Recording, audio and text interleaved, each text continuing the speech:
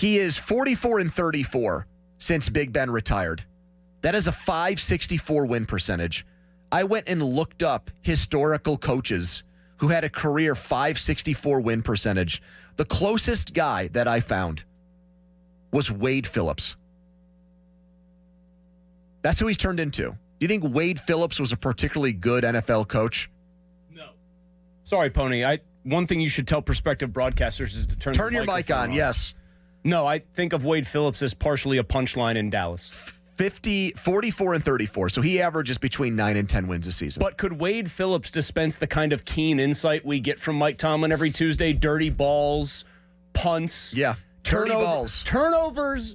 He cited a play that was only an interception because the Bears knew they could do whatever they want because the second the ball was snapped, they knew it was a free play. And he said that was the difference in the game because it came down to 3 points. I'm surprised he didn't do the Kyle Duggar dropped interception on that same drive. That was actually a more legitimate play that could have made if he was going to play that little game. But no, I mean, I should practice the funnel method. It's just, yes, they're like he said, the minutia. There are things. Moments in this game, plays. We do a plays segment after every game on a Monday that we circle and say, hey, this was a turning point or critical part in the game. We do that all the time. But the more legitimate, valid conversation on a day like this when he talks for a half hour about this next game and the state of his team and everything else is just how mediocre he's become and his football team has become. I labeled the guy he started on Sunday mediocre Mason. I take it back. The real guy that deserves a mediocre moniker is Mike. He is mediocre Mike now. High-end mediocre Mike, whatever. They don't go 8-9 every year. They just barely scrape by. They get into the playoffs by winning one more game or a couple more games and they lose. And then they get dispatched quickly. And that's who he is. And that's why he can stand up there today with no sense for, like hot seat or being on the cutting line or anything like that. And he can point to dirty balls and a play that didn't count where Caleb Williams just chucked it because he knew there was no negative to the play because they were offside. Exactly.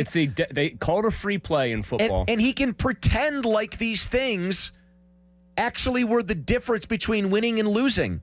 He can put it on a punter and not bring up the fact that his defense that is getting paid more money than any defense in the NFL gave up 31 points to the Chicago Bears, with a second-year quarterback who's got one of the lowest completion percentages in the entire NFL, who didn't have its left tackle on Sunday.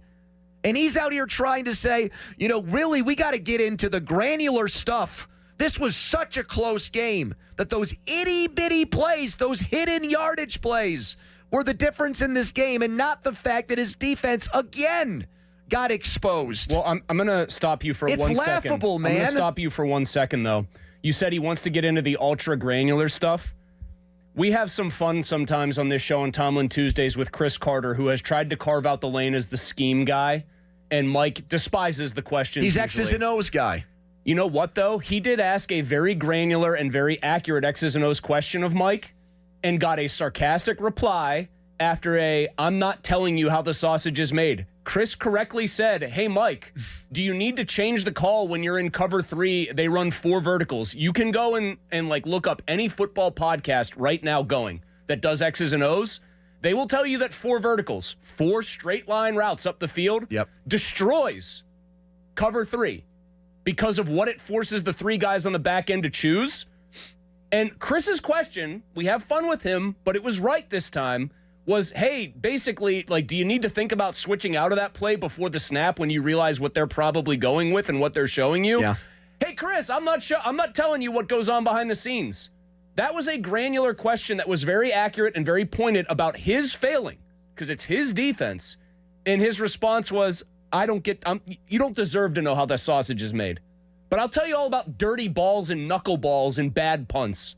There's no pressure on them, though. The owner's fine with it. They're going to somehow drag their carcass to 9-8 this year, probably, come hell or high water.